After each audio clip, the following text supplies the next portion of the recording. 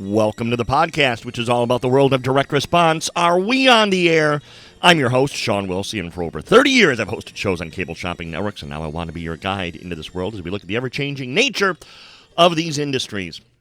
It just dawned on me I'm going to have to rewrite that eventually, be getting close to 35 years before too much longer. But anyway, that's neither here nor there. Welcome, Season 5, getting underway with kind of, I guess, what we would call an in the news sort of episode here, because a lot has happened since we took our summer break, and thank you for all of you who are continuing to download. Always appreciate your reviews. I had not looked at my reviews in forever, and it was so nice. One day I was bored and just saw all of these nice 5-star ratings, so thank you for that. You can help the show grow with your ratings and your reviews, so thank you for all of you who have taken the time to do that. Spotify, Apple Music, yes, it's available on YouTube. And limited presence on other podcast platforms. I mean, I'm on all of them, but the big ones are Spotify and Apple Music. Those are the two easiest ways to find the show and spread the word. Okay, where do we start? Well, we start with the question that has been on everybody's mind for the past month, and I always appreciate tips. And thank you to everybody who blew up my phone and my social media about a month ago from the date of this recording when ShopHQ, out of nowhere, more lives than a cat, announced that they were going to be back in business the very next day. And that's pretty much, for those that don't know, how it turned out. They posted on social media pretty much that, well, tomorrow we've got a big announcement, and the announcement then the next day was our website's back, and we're working on a new app. As of the date of this recording, their new app is still not there, but their website is back. They have a new logo, and I have been trying, and this is one of the projects I gave up, and I love projects, which you'll hear more about on the next episode, trying to figure out how many different logos. Value Vision, Shop NBC, ShopHQ, Evine, Evine Live, and then back into ShopHQ have had, and I finally gave up. Because it's countless.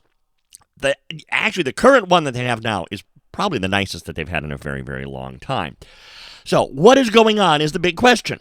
And I have been asked this question. And the short answer is, no one knows what the hell is going on.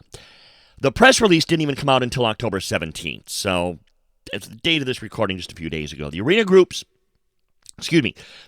Holdings has acquired the intellectual property of ShopHQ from IV Media, LLC. Okay, let me stop there for a second. Who is the Arena Group? That's Manoj's company, who owned it before. So he basically bought it from himself. He was the one that, going back to when ShopHQ was in bankruptcy, and they almost had this deal with this media company. That deal fell through. Manoj, and I always blow the last name, so I got to apologize. Bhargava swept in with his company and bought it, started up the parent company, IV Media, LLC, to run ShopHQ. He was also acquiring Sports Illustrated and some other things at the time. Sports Illustrated, of course, is now no longer in business. Where did I leave off? The Arena Group plans to build on the legacy 35-year-old brand with a primary focus on e-commerce and interactive selling. Quoting Paul Edmondson, Chief Executive Officer of the Arena Group, with the acquisition of ShopHQ, a former $500 million plus revenue company, through the utilization of ShopHQ's powerful first-party customer data and Arena's reach to millions of engaged readers daily, here's corporate speak coming up. We aim to synergize and monetize commerce and content throughout our digital platforms. Okay. Well, actually, let me continue. The vision is to create pools of first-party data sets, allowing our advertisers to reach specific targeted audiences, leading to an increased value of our programmatic inventory. We believe this... Are you bored? I am. We believe this acquisition allows us to not only increase our active engagement with Arena's readers and bring them to the products they're asking for, but also increase the value and conversion rates for our advertisers.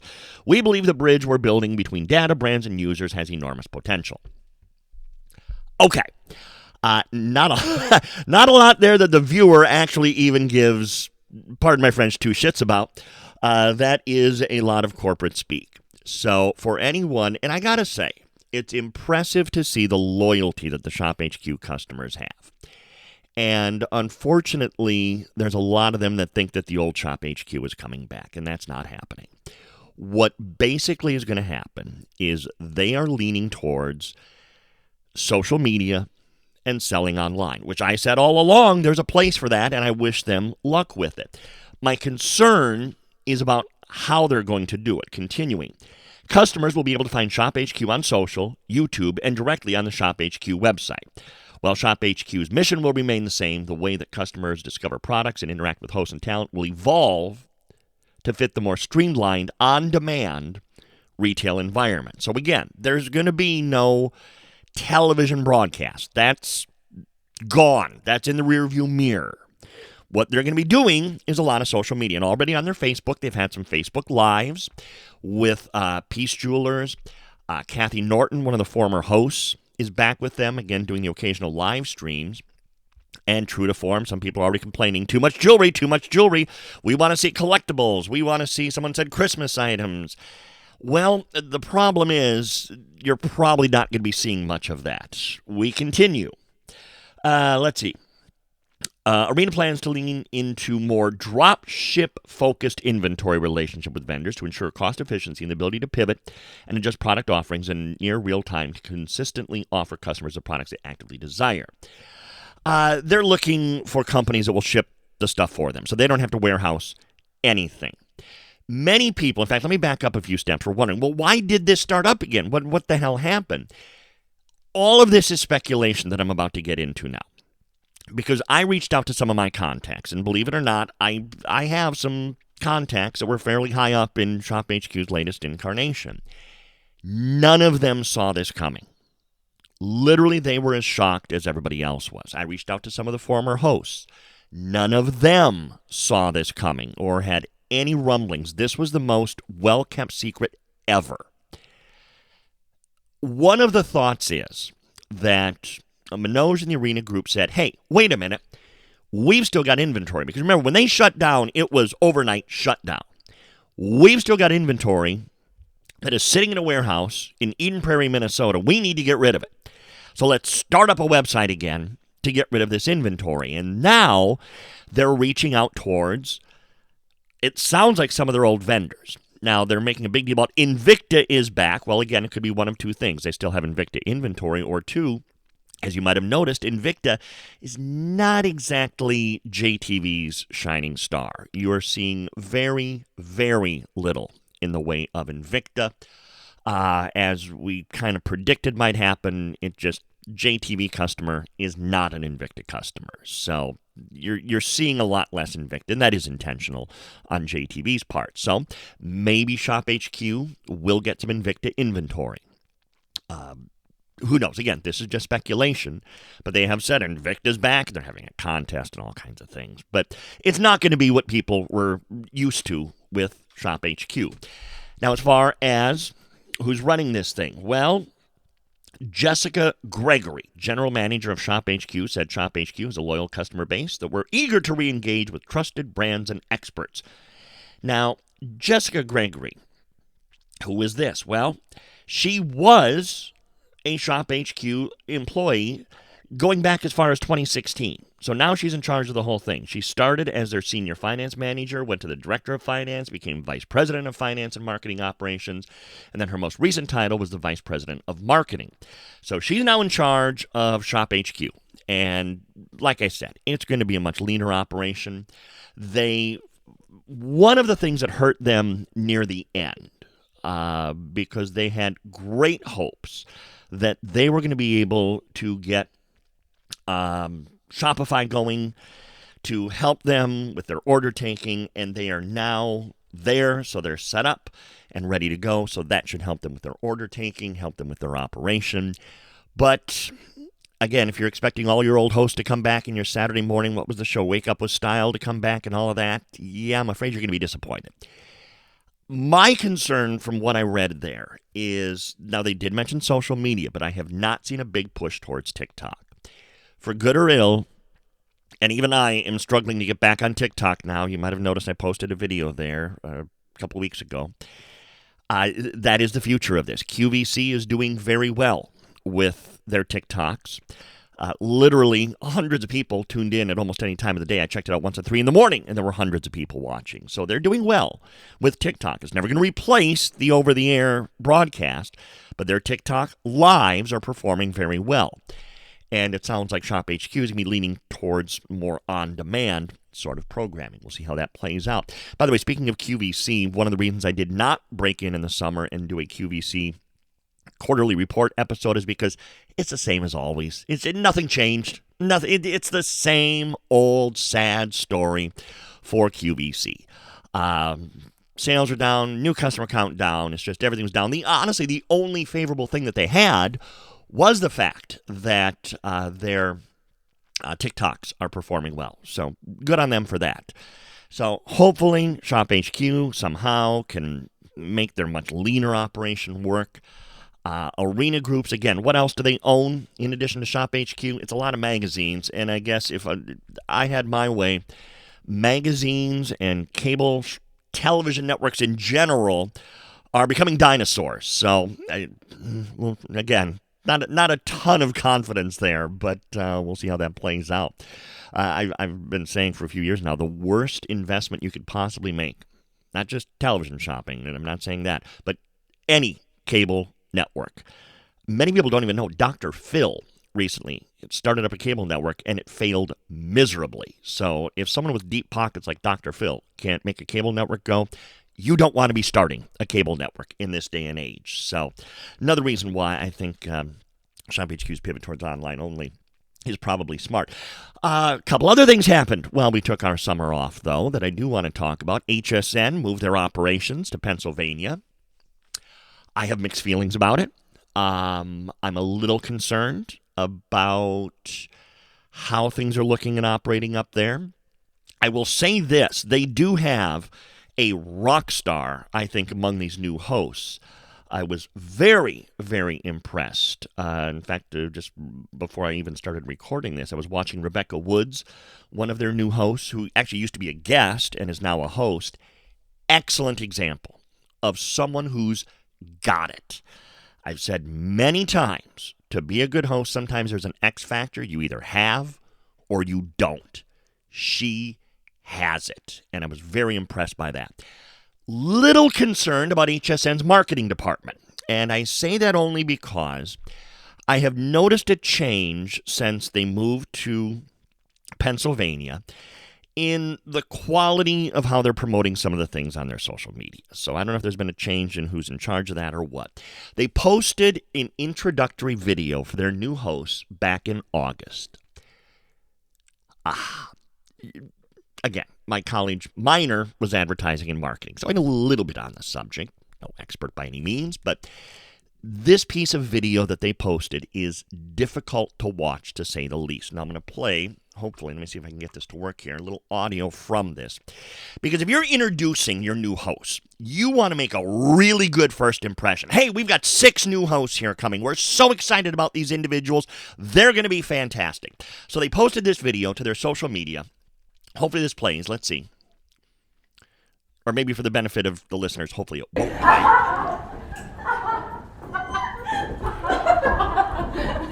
Now, what was that? What was that? Well, it was, oh my gosh, there are 6 new hosts, all female, all seemingly with the same hairstyle,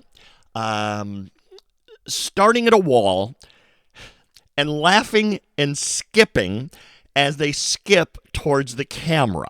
Now, I'm not criticizing the host for this at all. They were doing what they were told. I'm criticizing whoever's doing their social media for thinking, because this is how it started. This is the start of the video. It says HSN trivia with our new hosts, and then they had these 6 women laugh and skip, holding hands towards the camera like a bunch of 8-year-olds. In a room, again, literally maybe 20 feet from a wall to the camera, and then they stop. Now, if maybe they'd said, you know what, girls, let's get you together at a restaurant in somewhere in Philadelphia and show you having lunch and laughing, that's a great idea. Even in the building, they wouldn't have to do that. In the building, hey, let's get all you ladies around some of the product here. Let's show you getting to know each other, talking, laughing, having fun. Great. But this random, okay, ladies, start at this wall, hold hands, skip and laugh as you skip towards the camera. Huh? What? Sorry. So that's the introduction to your 6 new hosts. Now, again, you want to make a favorable first impression with your new hosts. When an anchor, let's use the news analogy, makes a big move to a new market, let's say John Smith is now the new 10 p.m. anchor for Channel 13 in Houston. They're going to come up with a video of John saying, "Oh my God, I am so happy to be at Channel 13. This is a legendary station in Houston. We grew up watching Channel 13. We remember," and he rattles off the names of the anchors that used to be there. "It's an honor for me to be in the anchor chair at 10 p.m. at Channel 13. That's how you introduce talent to new viewers. Even if his family had never seen Channel 13, he's just got to make it sound like, oh my God, this is the greatest TV station ever. So what HSN is going to do is trivia with our new hosts. What can go wrong with that? Well, they're going to put on screen, let me take the audio down for that laughing so you don't have to hear that again. They're going to put on screen a question for the new host to answer. So here's one of them, Bryn Edwards, and the question on screen is, what was HSN's original name? Gosh, okay, so I know Canada's is the shopping channel, and that feels familiar to me, so I'm going to guess Home Shopping Channel? No, that would not be right. Let's see if Leslie knows the answer. Okay, so it's not Home Shopping Network, but Home Shopping Club. There we go. She knew that. So well done. She got the answer. She knew Home Shopping Club. Rebecca Wood, the one I just was commenting on. Her question is, what were HSN's first customers referred to as? Again, you want to make your host look good. They should know the answer to these things. The Clubbers? The Club. Clubber's not right, obviously. Jasmine Brooks. Let's see if she knows. Members. Correct. No. Yes. Whoop, I kind of messed up her guess there, but she got it right. Let me just back it up. The Club members. Correct. No. Yes. Yeah. Well, she does a little happy dance. Obviously, she was surprised that she got that right. And then I think Close. there's one more. Close. The first HSN Oh, Clark Wolf. Who was the first HSN host? host was me. Yeah. Yeah, great. Correct. Next. Okay, again, this goes back to the whole Channel 13 analogy. And again, maybe she didn't know the answer, but, don't let marketing say, oh, you know what? Play stupid like you don't know. That's not the impression you want to make. Bob Circosta, first HSN host. This should be TV Shopping 101. Let's see if Sarah knows it. First HSN host. Bob Circosta. Yeah, Bob! Yeah. Of course. I think there's one more question. Item. Oh, what was the first item sold on HSN? A figurine. I do know this one. It was an olive green can opener. I know the lore. That was Rebecca Woods. Again, Rebecca, well done. So, again, I'm not criticizing the host necessarily because they're doing what they were told. And it's marketing that I think probably could have done a little better job introducing their host to the audience. Now, speaking of Bob Circosta, October 18th, I think it was. If you were watching Jeopardy, my evening involves Jeopardy every single night, you would have heard this. 100 deaths at a compound in Guyana. Whoops, not The that. Bathroom 800. An early surprise hit for Bob Circosta, the original Home Shopping Network host, the AM/FM radio telephone dispenser of this. Cindy. What is toilet paper? That's right. What I love that. That was an $800 answer in the first round, so one of the more difficult ones. And Bob and I talked about that in one of our past episodes. So if you are not quite sure what that was all about, go back and listen to one of the previous episodes. I couldn't tell you which one. I was going to play some audio here. I'm running a little late already from the other news. Again, HSN is now the home of Isomers. Once I get some equipment issues worked out, I am going to have Manuela on to talk about this. because this is huge for HSN and for Isomers. My only issue, and I was going to play audio, I'm not going to now because it's just not worth. Well, maybe it is. Hang on. I have this queued up here.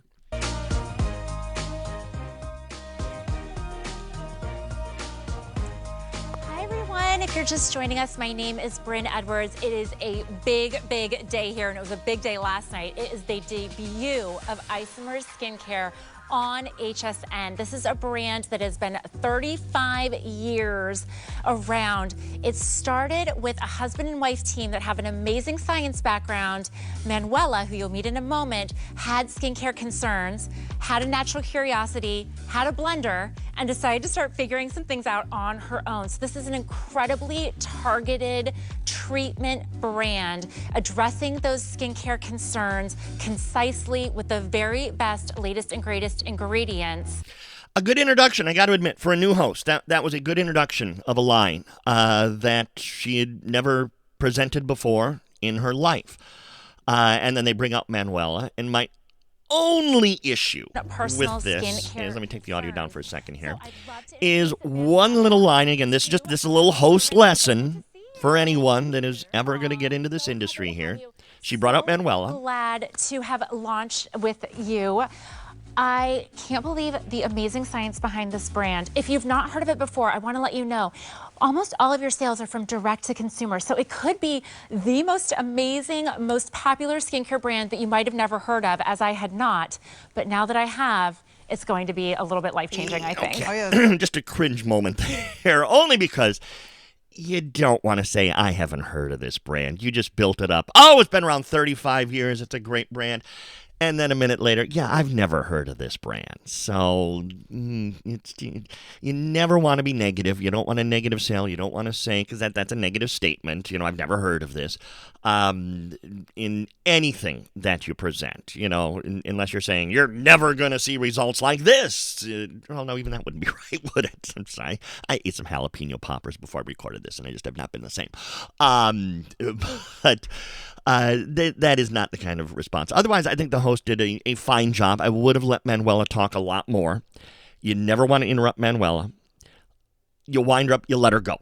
She's the best guest you will ever have. And I'm afraid that some of the veteran hosts there, they've never worked with a guest like Manuela where you don't have to worry about her. Let her go. Let her do her thing. Don't interrupt her. And one of the hosts mispronounced her last name. I can't even really criticize that. It is a difficult name, Marchigiani. So that's kind of little slack there. But so Isomers is at home now at HSN. And by the way, the shows did very well. I know from sources there the shows did very well. That's why they brought her back as quickly as they did. So I couldn't be happier for the response that she was able to get at HSN, because it is certainly very, very well deserved. And I would say it's great when success comes to nice people, and it doesn't get any better, any nicer than Manuela. Now, please subscribe wherever you get your podcasts. You never miss a show. Plus, you can listen to the archive of past shows. I hope you'll check me out on X, Facebook, and YouTube at Sean Wilsey. And yes, I'm on TikTok now. Aren't you lucky? Don't expect a lot. And on Instagram at S. Wilsey. Thank you for downloading this edition of our We on the Air. Yes, I know, Travis. That's why we give such bargains. Copyright 2025, King Bobby Productions, all rights reserved.